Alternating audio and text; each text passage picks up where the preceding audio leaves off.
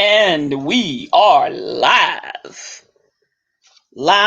and in charge. Welcome to Unapologetic Tea Time with your host, PG. That is me. Good Thursday morning, folks. It is Holy Thursday, and this is Holy Week, and it is April Fool's Day. This is not an April Fool's. I kid you not. This is the PG coming to you live at around 4:17 a.m. Eastern Standard Time on April the 1st of 2021. Well, y'all, it's been a bit of a little bit of a mentally draining 10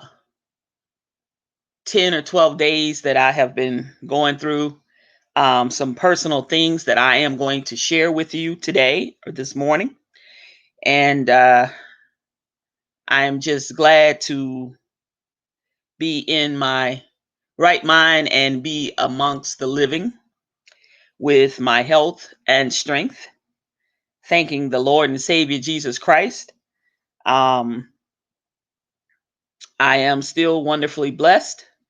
And I am hoping that each and every one of you, when you tune in, whatever day or time that you tune into my vlog/podcast, that you are doing as well as you can be, and that you are living your best life. Because trust and believe, time waits for no one. Again, I'd like to say thank you for all who are my loyal YouTube listeners and subscribers. Thank you for supporting me and my channel. Without you, the PG and Unapologetic Tea Time would not have a channel. So thank you, thank you, thank you. And it is Holy Week. Whatever your faith is or whatever your beliefs are, hopefully that it will be celebratory for you. If you do not celebrate the upcoming Resurrection Day, okay. But if you do, then God willing, everything will be well for you, and you will have a nice Easter Sunday or Easter holiday, Passover, or whatever it is that you and yours celebrate. Remember, we are still in a pandemic. We are still going through the coronavirus and other variations of this virus. So please be on guard. Please do not let your guard down. Please remember to still practice social distancing, as well as washing your hands and covering your face with a mask. Please do that. We are becoming more and more vaccinated. Our U.S. population is, and we are going to sooner or later reach herd immunity. I don't know quite when that timeline will be, but I do know that there is an uptick in the number of cases, you guys, that are beginning to really creep up and has been really concerning the scientists and the doctors at the World Health Organization, as well as the Center for Disease Control. So please, please be mindful that we are not yet completely out of this pandemic. We have a bit of a ways to go, and hopefully we do not repeat what Europe and other countries have had to do, and that is shut down again and face a lot of uncertain, troubling times. But we are continually increasing our numbers of infections and infected cases, as well as hospitalizations are on the rise. So please, please, please, I empathize with each and every one of you. I am tired myself of, being kind of cooped up and not being able to do some of the things that we once did over a year ago, but we are too close and we've come too far to turn back now and just say, fuck it, and I'm going to do whatever it is I want to do. Throw up your hands because you have been inoculated or vaccinated and let things fall by the wayside. Please don't do that. Some normalcy is on its way. Give it some time, y'all. Give it some time. Moving right along, folks, swiftly and professionally. This morning, I'm going to talk about something that is going on in my private life, and I am going to share with you a bit of it from my past all the way up to the present. The title of it is Never Forget, and I say the reason I chose this is because you will find out as I continue to talk to you about what has been going on and how this kind of all got started. But never forget the person or persons who saw you when you were invisible to everyone else and those that were around you. Never forget that person or person, because when we have trouble in our lives as we go, during this walk of life or during our life journey, there's going to be ups and downs, highs and lows. But let's not forget the people or the person who saw you, who helped you, who gave a kind word, who telephoned you, who reached out, who visited you, who texted you or whatever, when the rest of the world didn't notice you at all. They took note and was there for you. Let's not forget that person or persons. I don't think anyone really, truly understands just how tiring, folks, it is to act okay and always be strong when in all reality, you're close to the edge. Now, I am in no means saying I am close to the edge. I'm not saying that I'm about to press the button and say, stop world, I want to get off, or anything of that nature. But I am just sharing some insight with you. You all who know me from YouTube or personally or whatever know that mental illness and the mental illness issue and the mental illness crisis in our country today and in our communities, we have issues and we have problems that haven't been resolved, and we have a lot of work to do. And y'all all know that that is one of the subjects that is near and dear to my heart. Keeping with openness and honesty and transparency, anyone who has been with me for a while, subscribed to my channel, who knows me or who has listened to me at any given time, know that I have been honest in saying that I suffer from depression, post-traumatic stress disorder, which is commonly PTSD, and adjustment disorder. Those are my diagnoses, but they are controlled by medication.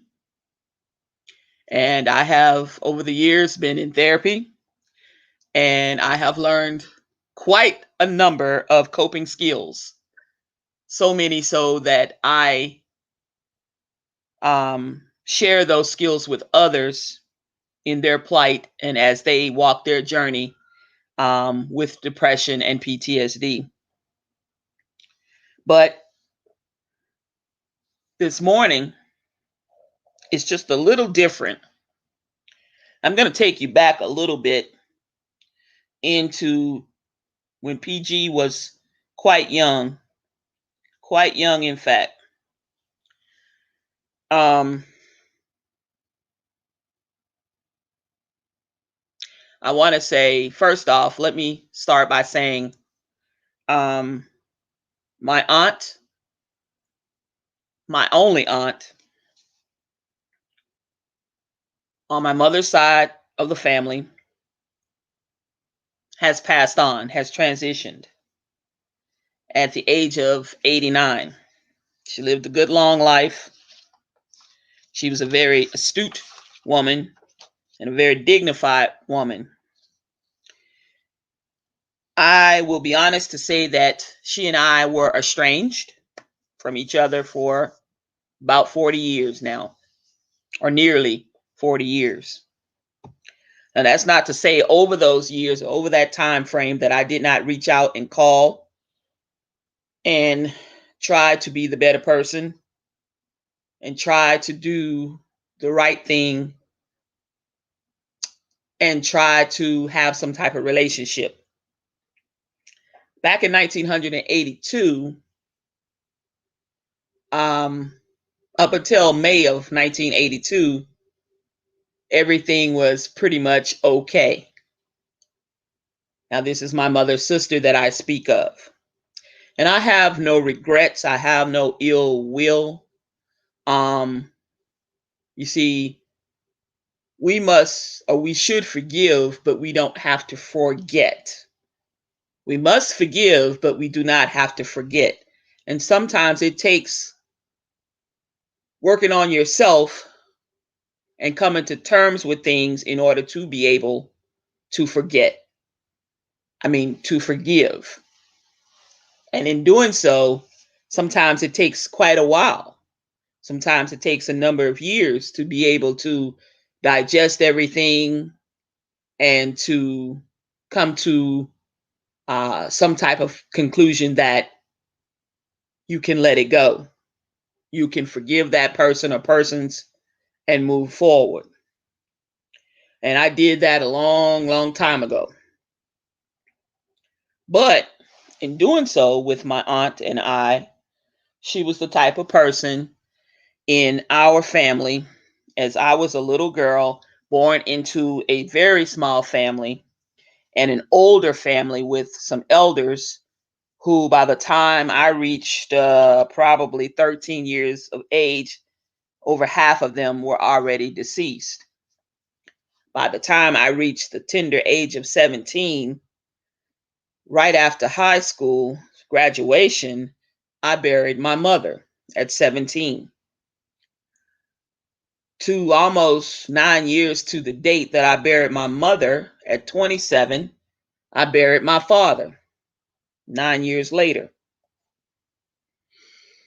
Well, both times my aunt was not there for me. I thought that, we would, have the best relationship, but that didn't happen. It came to a screeching halt in 1982. Now, this person had been the family, you know how every family has this person that if they don't get things their way, then they're going to screw up everything for everybody else. Hey, Tim, good morning. How are you? Glad to see that you are well and you are driving safely, hopefully, into work this morning. My goodness, you're up bright and early. But I say that to say this.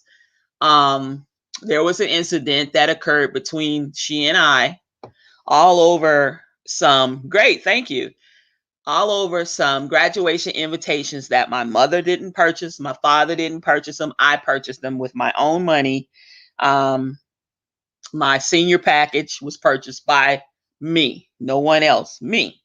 I had given out invitations, I had mailed invitations, and I had tried to give a few members of my family. Keep in mind, this is a small family.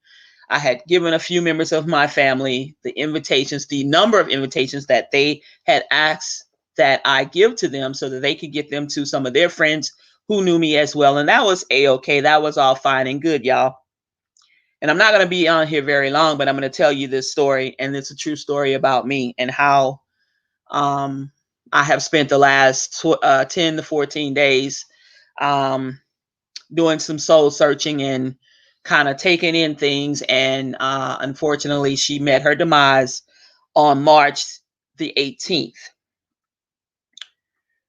Now, my aunt got the invitations that she had requested from me. We live next door to each other, so how convenient was that? Being able to see your mother's only sister, see your favorite aunt every single day. It was great. And growing up as a little girl, most people took me for her daughter, and there was times that actually she passed me off, unfortunately, as her daughter. My aunt has never been married, never had any children, so we shared a lot in common. I have never been married, and I never had any children, and that was by choice. I've been gay all my life. I've been in some wonderful relationships. I buried an ex-partner who I loved dearly. Last year, you all know about Maya. And but all this time, she came into our house and she demanded that I give her, I don't know, I don't remember the number of the extra invitations that she wanted or so badly needed, but I did not have any more. And she couldn't seem to understand why I couldn't take the invitations that I had and give them to her, because she said that she wanted them. And I said, no, these are already, I have the stamps on them and they're ready to go out in the mail and I need to mail them. Well, there was this kind of a argument ensued, and there was a little bit of a scuffle. I mean, literally, she, braced up against me and kind of wanted to like shove me around. So we got into this shouting match. And back then I was um, not obese or anything of that nature, but I wasn't a small 17-year-old, but I wasn't this, overweight 17-year-old either. But I had all of the, I guess you could say, every part and every place on my body had all the right size, and I was proportionate, and I was, something else. I was a little bit of eye candy, I guess you could say, but still, I don't think she had any right to lay hands or put her hands on me. My mother suffered from asthma from the day that I was big enough to understand, I guess, what that was. And she overheard our discussion in the living room area, and my mother kind of wasn't feeling well that day, and my aunt continued with this craziness about these invitations. And like I said, it ensued a little bit more than I guess it should have. And when she placed her hands on me and slapped me, then I had an issue with that, and I hit her back. And we fought. Unfortunately, we fought all the way out into the front yard. And when I got out into the front yard, and this is a person, I'm still 5'3", I mean 5'4" and a half to this day, not quite 5'5", and this person stood 5'11", maybe 6 feet then. Beautiful lady, but unfortunately, since she was taller than me, I kind of had to have a little bit of a long reach, and I was able to defend myself. And this is not something that I'm proud of, but I've always been, if you put your hands on me and if you weren't my mother or father, then I was going to tag your ass. I'm serious. And I didn't want to do that because I really loved my aunt, I really did. But when she did that, I just couldn't understand how she could do me that. And I kind of like just flipped completely out. But at the same time I did that, um, there were these garbage cans that we had, and they were lined up on the side of the house. And these were metal cans, because back then you really didn't have plastic refuse cans. You had galvanized cans or metal cans. And I'm telling my age, I'm nearly 60 now. So I began to play like with the garbage can tops. I smashed the garbage can top off and began to play like her on her head, like as though I was playing a pair of cymbals. And because she continued to wail on me, and had I let her, she probably would have injured me, but that wasn't the case. But anyway, my aunt by marriage was on her way to our house riding her bike that evening, and saw the part of it playing out, and she jumped off her bike and was like, no, no, no, y'all stop it, don't do that, da da da. So anyway, this very aunt called the police for me. And when she goes back into the house, what I can remember, and I'll never forget, my mom kind of got in her face and was questioning her about the whole incident. And my mother actually had an asthma attack. It actually um provoked an asthma attack because my mother, I guess, became excited and whatever. And my aunt shoved her, pushed her out of the way and shoved her down. And my mother kind of had a little bit of a fall because she began to be a little bit weak because she couldn't breathe. And when I saw this, that really infuriated me even more so. And I went into I guess beast mode, shall we say. I turned into the Incredible Hulk, and it was nothing nice. But let's speed forward. So that kind of put a damper on my upcoming graduation because I don't think my aunt attended. And that was fine. I understood. I was somewhat remorseful, but yet at the same time, she never apologized. I was the bigger person and still a respectable person.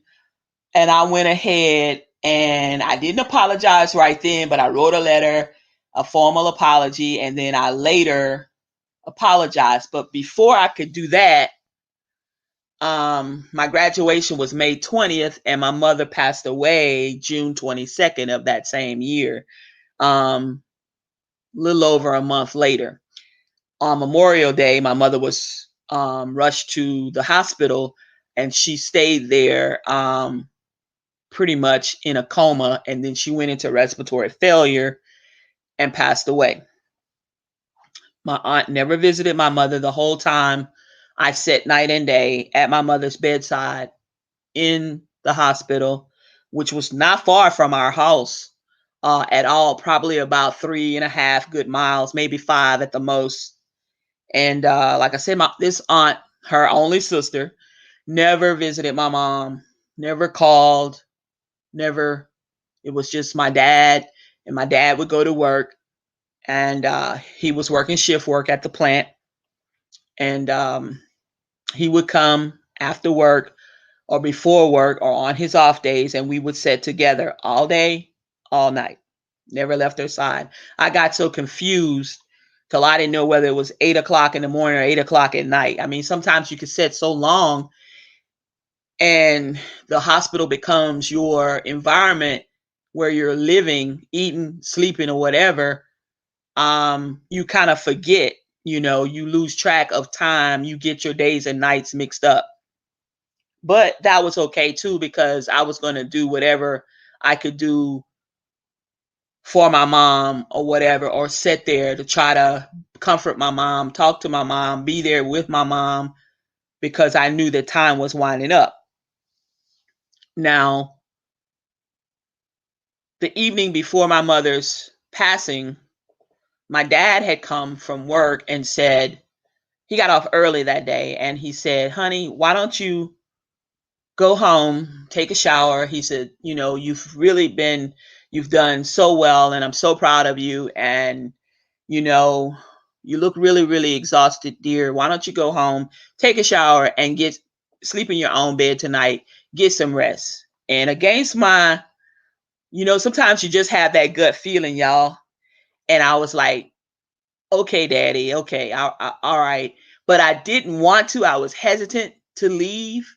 But my dad told me it was okay, and he was going to be with mama that night. So, so I was like, okay. And I knew that she would be taken care of because daddy was there and everything would be okay. So I go home and I do just that. I took my shower, and I was so glad to be home. And I was just so tired. And as soon as I took my shower, because I, put my clothes on for the night and I crawled in bed. And when I crawled in bed, the only thing, y'all, that I can remember, like it was yesterday, was like I closed my eyes. And when I opened my eyes to the landline telephone ringing like really, really, really loud. And I remember answering the phone because it was right by my bed. I had a phone by my bed. And when I answered the phone, it was Baton Rouge General Hospital in Louisiana, in Baton Rouge, Louisiana. The nurse or whomever was on there saying, "May I speak with Patricia Grant?" And I said, "Speaking." And they said that my mother had expired. That was a term that they were using, not transition then or whatever. They was using this new term, expired. And I'm trying to figure out at 17, what in the hell is expired? I knew what the word expired meant, but I had never heard it being used, y'all, in reference to someone passing away. Okay. So they said she had expired. And I said, expired? And so the lady says, well, she didn't make it. And I said, what? Okay. And my mother, from when I was about 3 or 4, she started preparing me for her death. And every evening, every night, my mother would pray a special prayer. And that special prayer was, Lord, if you just let me make it to see my child graduate high school, I'm going to do everything to prepare her. And I know that she'll be all right if I could just let me make it with her to see her graduate high school. I know that she'll be able to be all right. She's going to stand on her own. She'll be okay. My mother prepared me for her death every day. Even though she's told me, because at 5, I could go to the grocery store with a list and a check, and I could shop that list and get everything on that list, brand name, pound wise, whatever it was, to the T, and write out the dollar amount on the long hand and in the block where you write the numerical number. I learned to cook at an early age. I learned to iron. I learned to hem. I learned the basics of how to clean your house, how to clean your room, whatever, little things like dusting, mopping, sweeping, taking care of your personal hygiene, everything. Learning to be respectful, learning to do, all kinds of little things, because she felt that that was going to carry me a long way in life and prepared me that one day she would no longer be with me. And do you know, to that percentage of time, when I look back and put things into perspective, God granted my mother that wish. And he was good to me. And I thank him every day for letting me have my mom for those 17 years. Even though they were short, I learned so much in such a short period of time. And I still have those memories that I hold near and dear in my heart to this day. Do I miss her? Hell yeah. Do I miss having a mother? Sure. All the time, even to this day. Does it still hurt? No, not like it used to. Because eventually I used to hear the elders say, give it some time. And eventually time will heal. But you will still have moments. I never knew what they meant until I had to go through what they had gone through. And they had sat on that pew and had to look down in perhaps their parents' face, because it was supposed to be, that way. It wasn't ever supposed to be the parent bearing the child. It was always supposed to be the child or children perhaps bearing the parents. And I'm grateful for the time that I did have with both my parents. They both died, fairly young. My dad wasn't even 60 when he passed away. But back to where I was and the whole graduation thing, and my mom not receiving not one visit or phone call from my aunt, even though my mom wasn't able to talk on the phone. She was in a coma. But I did expect to see my aunt's arrival at the hospital, even if it was no more than for a few minutes, just to peek in on her sister or just to see how her sister's husband, and daughter was doing, which was her niece. And I was her only niece at that time. But that didn't happen. What did happen was on June 22nd, that dreadful day that I experienced in 82, when my mother passed away that morning, here comes my aunt conveniently over to the house, which she had hardly anywhere to go. It was just basically through the back gate and around to the house, to the door of the house that we lived in, and I thought it was quite appalling.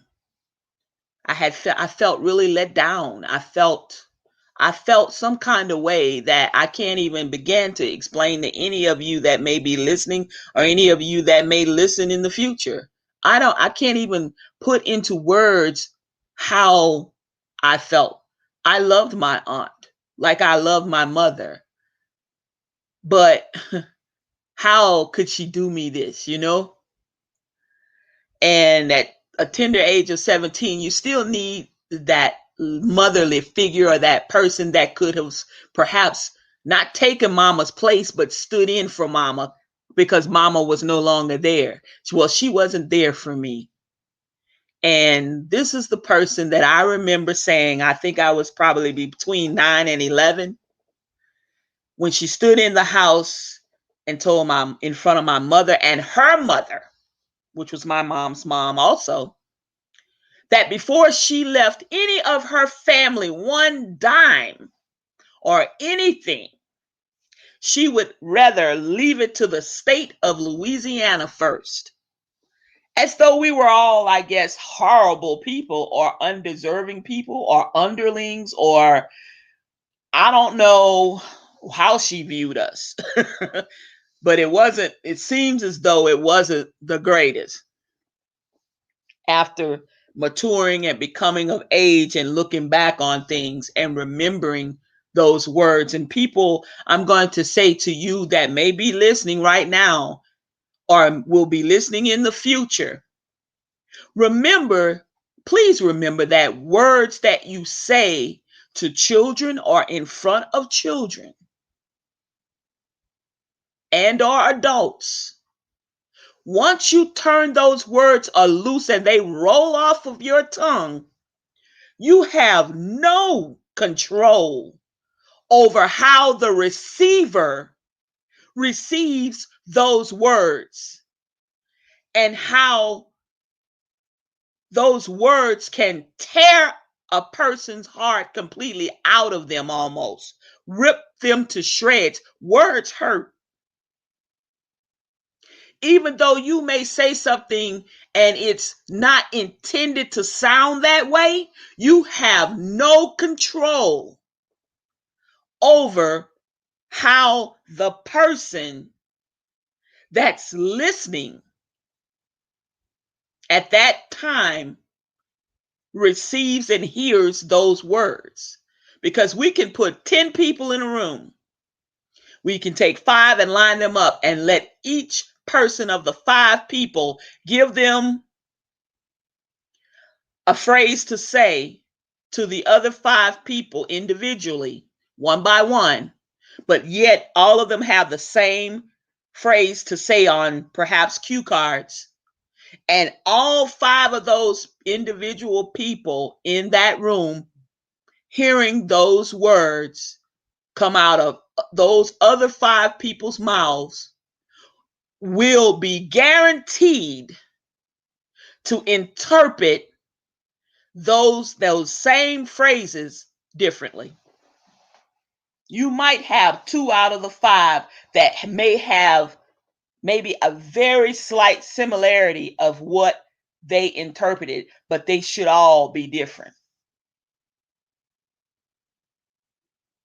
And this I know, having studied certain things, having thought I wanted to go off into psychology or psychiatry, taking some psych courses and different things.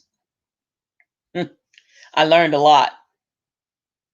But as a child, children you think may not be listening or may not understand, but they remember certain things. Things that you think that they won't remember, those are the things that they'll remember. Things that you don't think mean so much, those are the things that mean the most to them. The little things, the little nuances of the little things that you did with them. They'll remember those, the times that you colored with them, the times that you maybe came and popped up on the school campus when they were in elementary and ate lunch with them that day for no reason at all. The time that you brought donuts for their class because they had a great report card and you wanted to treat them and surprise them, but yet you bought enough for the entire class. The little things mean a lot. It's not what people do, it's how they do it. And it's how people treat you when you're a kid growing up into a preteen, into a teenager, is what will stick with you for the rest of your life. Those things you will remember, whether it's good, bad, or indifferent. You may suppress those things, but trust and believe it will rear its ugly head back at you sooner or later, because if you didn't deal with it at some point in your life, you're going to deal with it at some point sooner or later, whether it's, then, whether it's a little further down the road or whether it's later in life. I said that I was estranged from my aunt, and there was a reason for that. Over the years, I tried reaching out to her. When I lost everything I owned in Hurricane Katrina, I reached out to her. Being an only child by your mother and father, you have, no one lived in the house with you except your parents or whatever. Where are you going to get the pictures from? Where are you going to get your grandma's pictures from, and they dead already? Where are you going to get the pictures when you had your grandma's support stockings on Christmas morning? You spent the night at grandma's house, and you get up and you're opening your presents and you got her stockings on. Something crazy. Where are you going to get those pictures? But this person had those pictures. After Katrina, my partner, who's deceased now, said, well, Pat, why don't you reach out to your aunt and see if she'll maybe get together a few pictures for you and mail them to you. I offered to pay for them. I offered to pay her for her time. I offered to pay for the pictures of the family pictures or whatever. She said, oh, they're here somewhere. And I believe that they were. I don't know. But, that was something that, I just felt that was another thing that she could deny me. And she did. When one of the old neighbors next door literally perished in a house fire. And his parents had died out, and his uncle and all them who had lived in this upstairs large house next door. And it singed her house and a little bit, but it didn't do a lot of damage. It just singed the siding on the house a little bit. And I learned of that. I called to see if she was okay. When there was a hurricane that came through and tore up Baton Rouge, I called because I still know the number, and I still know it to this day by heart because the number never changed. I called just to check, just doing the right thing. But this is the person. Later, she found someone that she could call the surrogate daughter. And I guess she willed her surrogate daughter the rest of her stuff for her estate or whatever. But last week, y'all, they had looked like they had put out an APB on me, trying to find me. I wasn't lost. I'm living my life. I live in Georgia now. Okay? I wasn't lost. My phone number is on Facebook. I keep my number on there. Anybody that knows me knows. I try to keep the same damn number for years and years and years and years and years. I keep the same email for years and years and years and years and years. That way, you'll be able to get in touch with me. I give certain people, make certain that they always going to have my address, my phone number, and pertinent information about me. If you need me, you'll be able to get in touch with me. Evidently, they needed me, so they sought out. I have a brother and two other sisters by my father's previous marriage and before he met my mother. These people are older than me, a lot older than I am. And even they have my information. We weren't raised together. Hell, I'm the baby. But they were able to get in touch with me. So trust and believe. If you needed to get in touch with me, you could have. So they did. They said, oh, your aunt died. We've been looking for you. And we need you to come down to Baton Rouge and sign the cremation papers. I said, come down to Baton Rouge and sign the cremation papers. What are you talking? I said, let me tell you something. I said, it don't work like that. I said, people are allowed to be in other cities and states and other countries and have kinfolk all over the place. I said, now what I will do for you is, I said, I'm sorry to hear of her demise. I said, but what I will do is, I'll gladly sign whatever document you want so that you can have her cremated. I said, if you fax them to me, I will go and get an affidavit saying who I claim to be with my identification and have it notarized or whatever, and sign the document and make sure you get it back. I'll send it overnight, or I will do the wet signature and fax it back, or however you need it. Well, this was my aunt by marriage that I was talking to, and the lady that supposedly took care of my aunt in her final days and during some years claimed that they needed this just right away. So I'm available.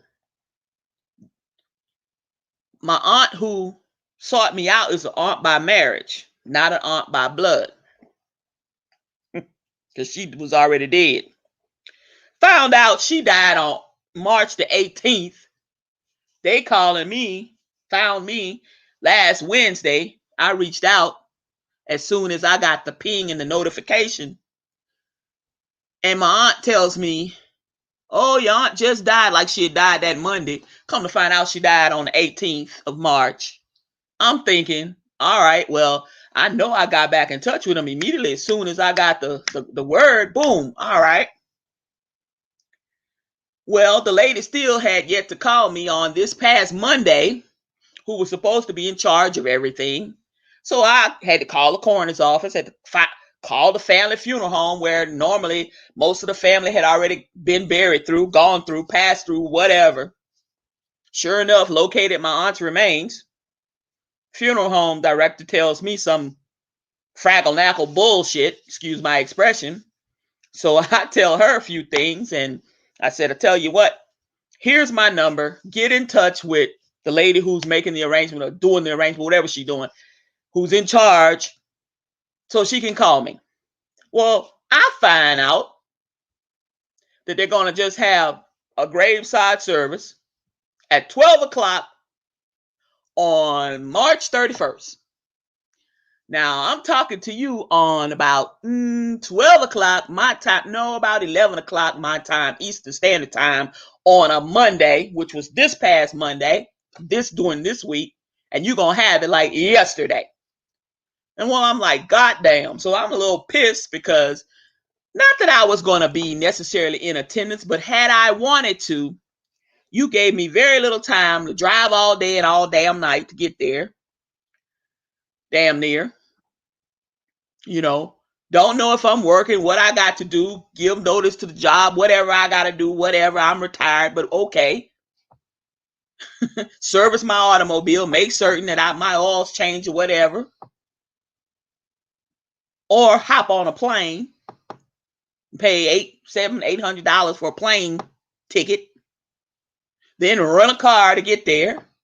Because I damn sure can't depend on them people, because you couldn't even bother to tell me the right information, and you the ones sought for me to be found, but I wasn't ever lost. And I waited to hear from you, and you don't even bother to call, but yet you was looking for me. So I'm just saying, y'all, I wasn't a happy camper on that, but I told the lady, I said, look, let me tell you something. I said, first off, I want to thank you for being a devoted friend to my aunt and a surrogate daughter. I want to thank you for the bond that you shared with her and making her life, a happier time than she would have been all alone. I want to thank you for being with her and that she did not perish from this world alone, because so many elderly people die all alone. So many elderly people die from the want of attention or the want of medical attention, and that was not her case. I thanked her. I thanked her for being there down through the years with my aunt, being a good friend to her. I have no ill will against this woman. I don't even know this woman. Never seen her a day in my life. I'm not going to pour cold water on her, because to her, she told me that my aunt was more of a mother figure to her. Good. I'm glad.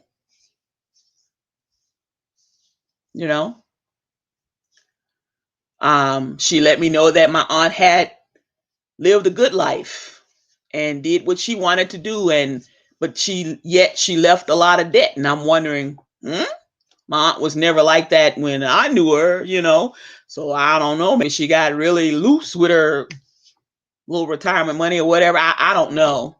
I don't know if the lady thinks that I'm trying to come in on her share or whatever, because I guess I understand that my aunt more than likely willed everything to this person or whatever. But I told her under no circumstances. I said my aunt was, like I said, a very astute woman, a very proud woman, a very dignified woman. And all I'm asking is that you don't throw her away. If you need some help or assistance or whatever, please open your mouth and let me know, so that I can make sure that you have the means of doing what is necessary to do the right thing by her remains. And I would have done just that. But it just so happens that wasn't needed. She pretty much buried herself, which is good. Now, I don't know what's going to be left over, what the lady's going to get. I don't know. And I really don't, care.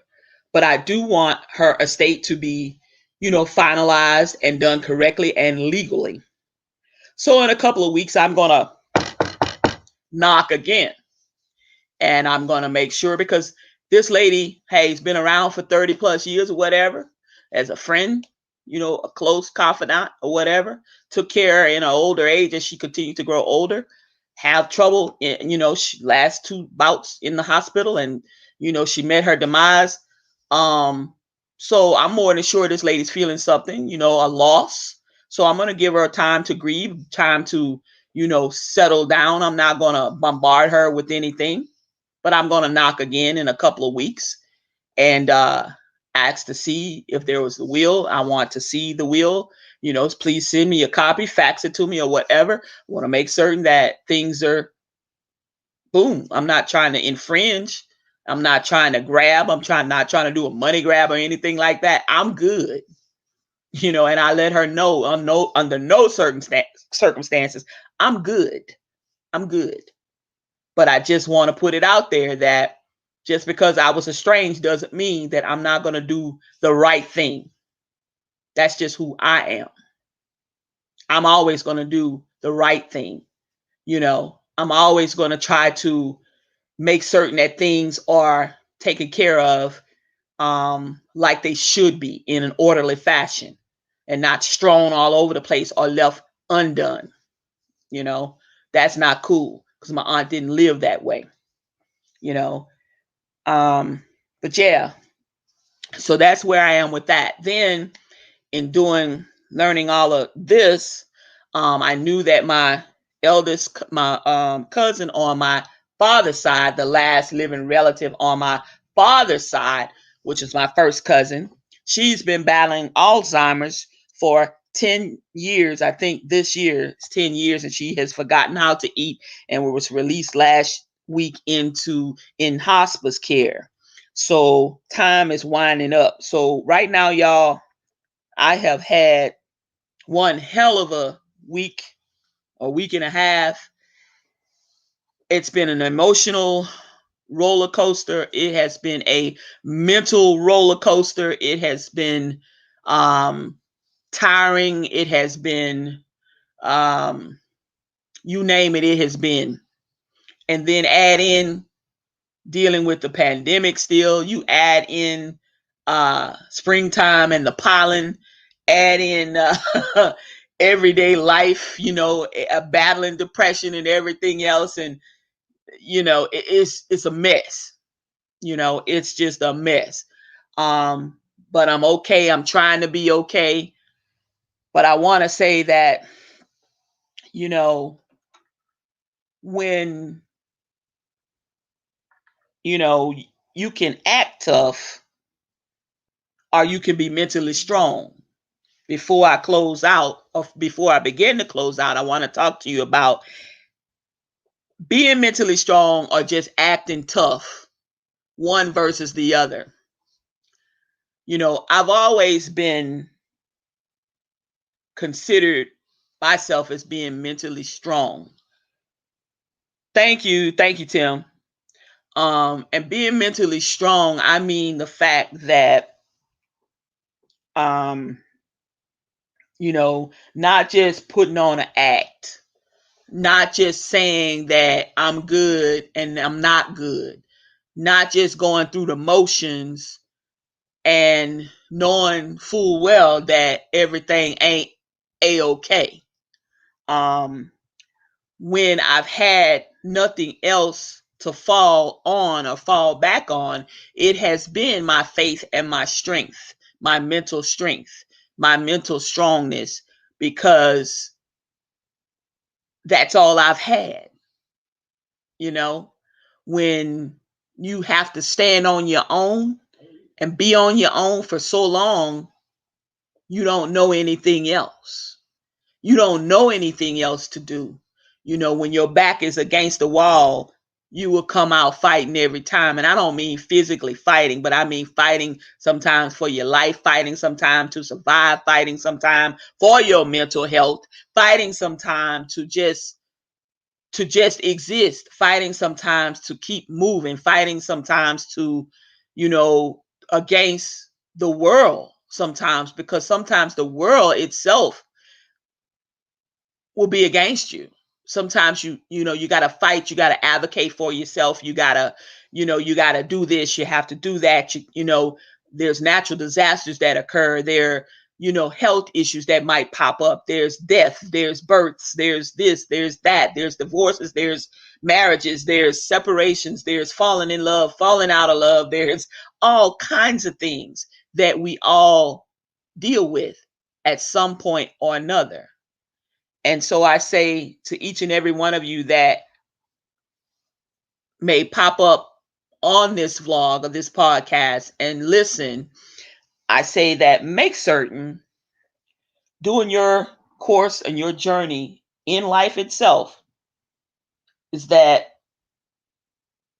you find whatever it is that gives you your mental strength, that you must know that it's necessary in order to be content in life. Okay? You can't fake it to make it. That's the farthest from the truth. Just fake it till you make it. No. Because see, when you fake it and you make it, you think you made it, you ain't made it yet. Because you're faking it. Everything is fake. So know what your mental strength is, y'all. Again, it's necessary in order to be, for you to have true contentment in your life. Otherwise, there's going to be continued turmoil. There's going to be disappointments. There's going to be times that you're going to be held back because you're weak. And I don't mean weak as just an individual weak. I mean your mental health is weak. It's all right to seek help, y'all. It's all right to get help. It's all right to work on yourself. Because see, let me tell you about, a person that's got to act tough. See, that person says that failure for them is not an option. See, I look at failure as, a way to rectify something, a way to learn that, yes, I failed at this didn't work. I did this, and this to get to this point, and this part of it failed. So there was something that I did perhaps wrong, or something that I understood incorrectly. So I need to hone in on that area a little bit more to get a better understanding in order to be able to pick up those pieces, put that puzzle pieces that I got out of order back in place in the puzzle where they fit. Once they fit and connect, then hey, I'm gone. I'm moving on. I'm moving forward. All because of that failure, that little part that I failed at. It has made me stronger and has shown me something that I needed to learn in order to get to that next level or that next area in my life that I was trying to get to in the first place. But a person who has to be tough will never ever see it that way, because they're not going to be able to accept that failure. See, it's all right to fail. On one of my vlogs/podcasts, I talked about failure is not an option. It is not an option in certain things, in certain entities, and in certain aspects. Okay. And I was talking about like in particular companies, or I was talking about in the municipality sense and different other things. But as far as you doing something and getting across a bridge, or getting across, a tunnel, or through something, or under something, or over something, yes, it is an option, because through that failure, you get to learn just what it is that's missing, or find the missing link, connect with that, or be able to connect that missing link to the part that's there already, that will make that machine run, or that will make that thing do what it's supposed to do, or that will give synergy to the whole project or the whole thing itself that it once didn't have. Then it begins to have that, and then the battle is won. So don't be afraid to seek help, in managing something, especially your mental health.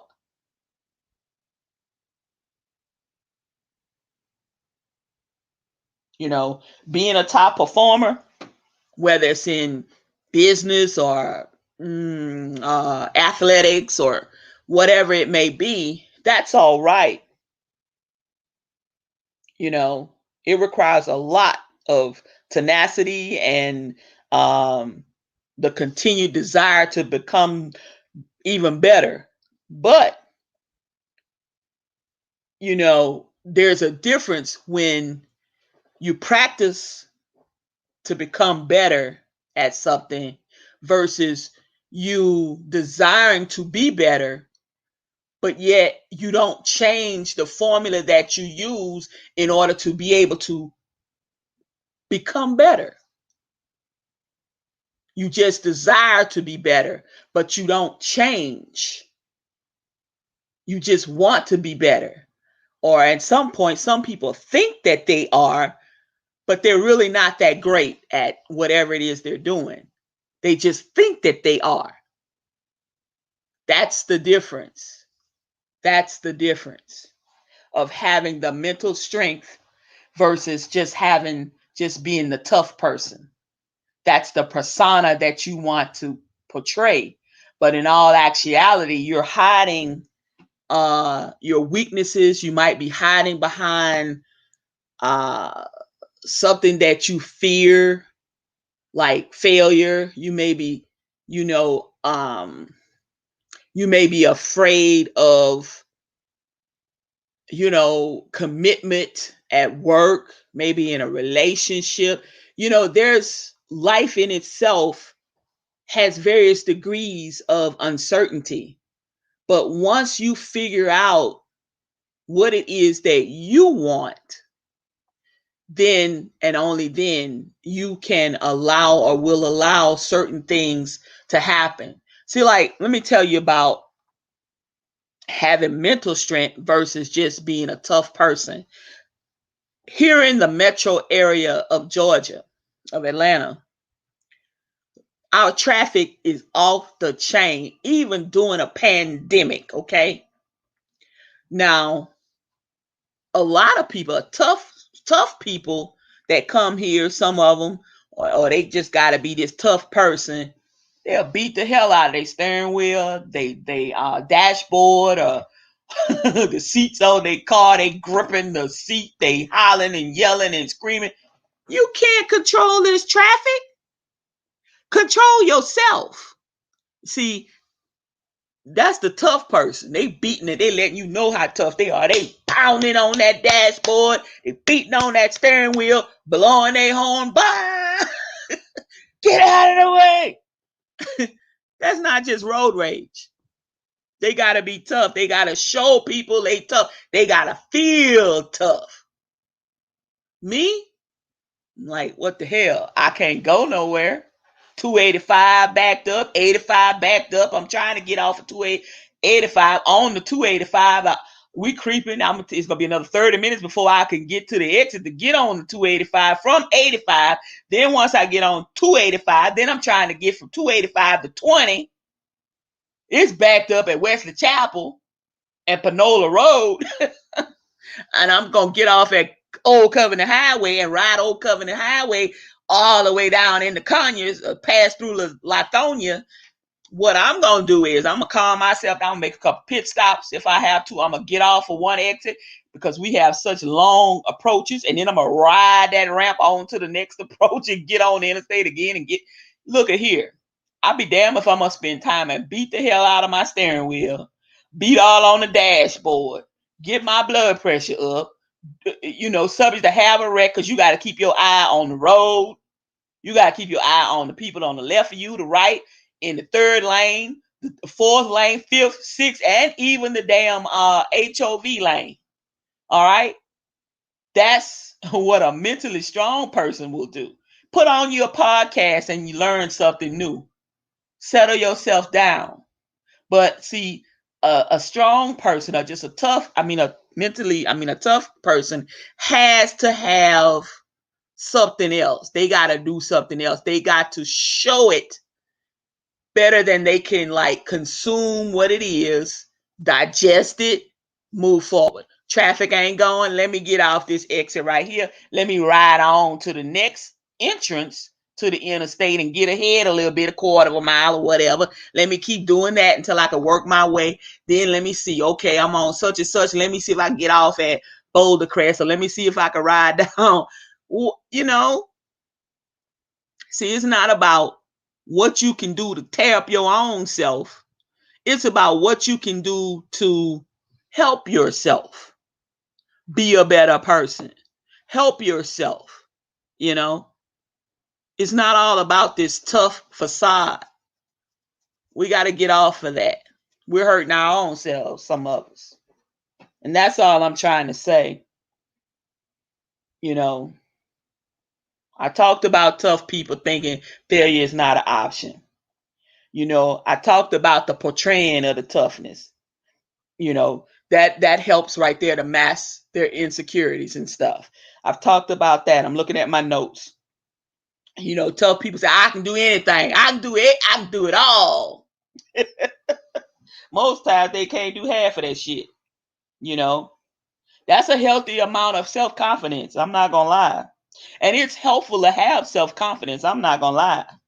But see, overestimating, that could leave you ill prepared any day of the week. Any day of the week. A lot of people like to act tough.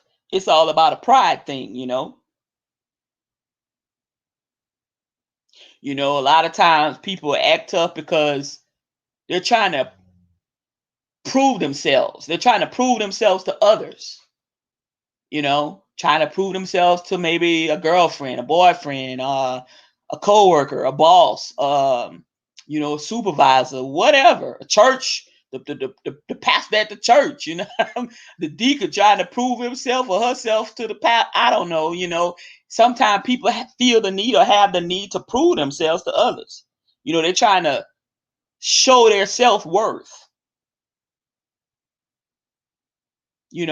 But trying to show off or show your self-worth, most of the time, it just depends on how others see them.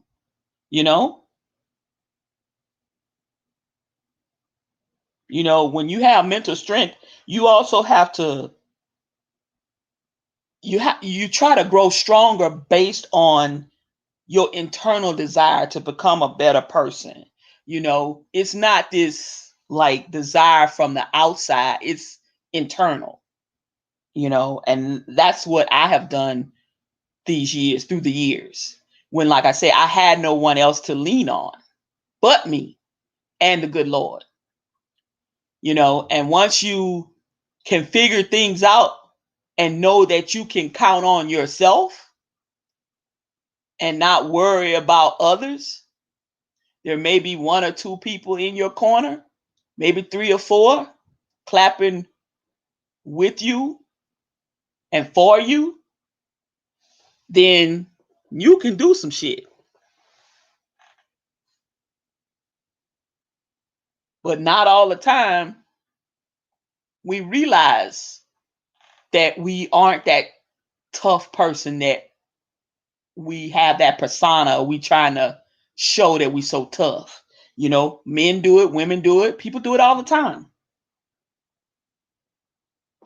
Tough people like Donald Trump, they thrive on power. But that don't mean that they're powerful. Okay? It's a persona. It's a perception. Don't get caught up by that perception. It's a put on, it's an act, it's a show.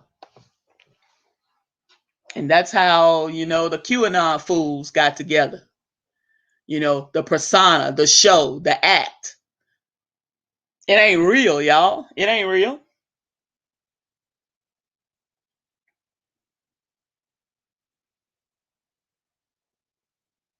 Anybody and everybody, can be a strong mind, can have a strong mindset if you do the work. Anyone. That's just like physical training for an athlete, or physically training for maybe a triathlon, or physically training for what do they call it? A marathon race. You have to start somewhere, and then you have to set those little goals, and those small goals turn into larger goals. And by the end of your training, then the next thing you know, you're running in the marathon, or you're competing in the triathlon, or you're doing whatever it is you set, your mindset to while you were training. Or maybe you're training to be, I don't know, you're doing weightlifting, and you're going to compete in a weightlifting competition. You start off in one little section or one area, and you bodybuild, you build on, you build on, you build on, you build that foundation, you keep going, you keep going, you keep working at it, you keep working at it. It doesn't happen overnight. My mindset from where I once was, it did not happen overnight. I had influences by certain people, you know, when I was wanting to come out as being gay to a couple of my family members. I wanted to come out to my aunt that I spoke about in that's my aunt by marriage. Um, she always, as a kid growing up, would kind of berate me, kind of like, you always got a damn baseball cap pulled down on your head. You always looking like an old man, old boy. Why you dressed like that? You think you think anybody gonna come out to a person like that? No. It wasn't about fear. It was about acceptance, because you already wasn't accepting me for who I was or how I dressed or how I looked to you, you know, even though I had straight A's, even though I was great in school, I was great in college, I had the grades, I was doing this, I wasn't doing drugs, I wasn't on alcohol, I didn't bring home a bunch of children or, still, so no. The mindset that I had, like I said, was developed by elders and was developed by other people in society. People I knew, some people I didn't know, some people I knew because of work, some people I knew because of social activities, at school, wherever. It just depended on the circumstances. Those things all help to develop a particular mindset that people have. But I'm glad that I sought help for myself a long time ago to better understand, who I really was. And it helped me with self-development. It helped me understand who I was and some of the things that I wanted to achieve. And it also led me down a path that I decided to try to keep as much toxicity out of my life as I could. That's just like racism. We know it exists. Sometimes we have to put up with certain things. Sometimes we don't have to put up with certain things. And a lot of times we don't put up with certain things. But it's all about what you do and how you do it, how long you act on it, how long it takes you to act on it, and what it is you're going to gain from it. So I chose, to stay away from certain people in my family. That was my choice based on some of the things that they had done. After I come to you several times and knock, basically, and you answer, but yet you're still in that same old way and your mindset is still stuck in, I guess, 1960 or whatever, and you just don't want to understand, or you just don't want to see things. You don't have to see things my way, but you can be open-minded about what it is I'm trying to tell you or what it is I'm trying to share with you. But when I feel that your mind is closed and you've already formed an opinion of me, and it's not a very good one, it's a negative one, then I'm not going to share the personal stuff with you. I'm not going to open up to you, and I didn't, and I feel that this late date in the ball game is your loss. It's not really mine, because to me, I had already lost because you didn't allow me to be who I was trying to be. So I was going to be who I was going to be regardless, whether I was going to be around you or not. I was still going to be who I was going to be. And because you didn't seem to approve of me dressing a certain way or wearing a baseball cap or whatever that I like to do or whatever when I was off or whatever, then there was no need for me to keep coming around you, you know? So, y'all, I'm just sharing. And, I want and I hope that someone out there understands where I'm coming from, and how I feel and um, how emotional and how mentally tired I've been these past days. But yet, it's okay because there's always tomorrow. Um, but if you have people in your life and you want to have a relationship and they're open to have a relationship with you, please don't hesitate to go ahead on and rekindle the relationship if you can, save the relationship if you can with your relatives, parents, grandparents, siblings, cousins, whatever, because tomorrow is truly not promised to anyone. Time waits for no man, no woman, no child. Um, Death is final. Say what you want to say now while the blood is running warm in your body and people can still hear you, because they damn sure not gonna be able to talk to you when you're gone. You're not gonna be able to talk to them. It's just final. It is what it is. you know so if you got a phone call you want to make, or you've been thinking about making, or if you want to reach out to somebody, go on and reach out to them. At least you will have the satisfaction in knowing that you tried. Hey, it may work out for you. Didn't work out for me and my aunt. That's cool. I accepted it. I forgave, but I won't forget. Part of that helped define who I am. I'm the last boy standing. I stand alone. I don't ask people for much. I don't ask for anything really. And if I ever should, it wasn't much. And most times I don't get response anyway. I don't get, what I ask for anyway. Sometimes it's just for a little advice. Sometimes it's just for an opinion, but I usually don't get that either. So it's still okay. I stand alone and I'm good. I'm all good because I step out on faith. You know, I know the Lord and Savior Jesus Christ. You know, He walks right beside me every day, all day. And He has brought me this far.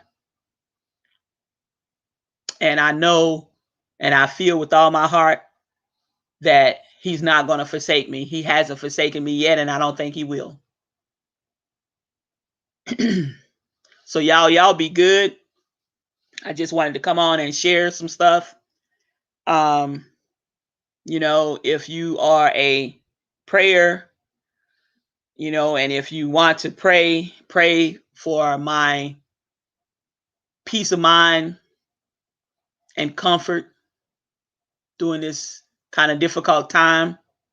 I could use your prayers for, you know, um, my cousin's well-being, welfare.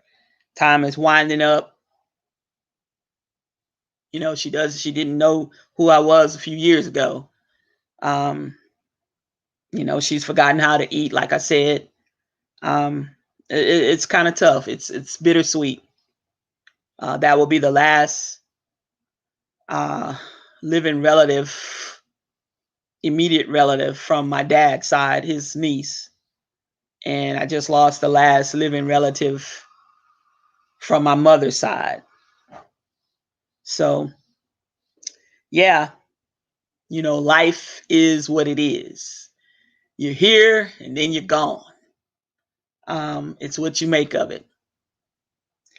But y'all take care. Please don't forget to continue to practice the social distancing and washing of the hands and wearing your mask. Please consider taking a vaccine. Do what it is that you feel comfortable with. I'm not going to down somebody because they decide not to. I do plan on taking the Johnson & Johnson once it becomes available to me.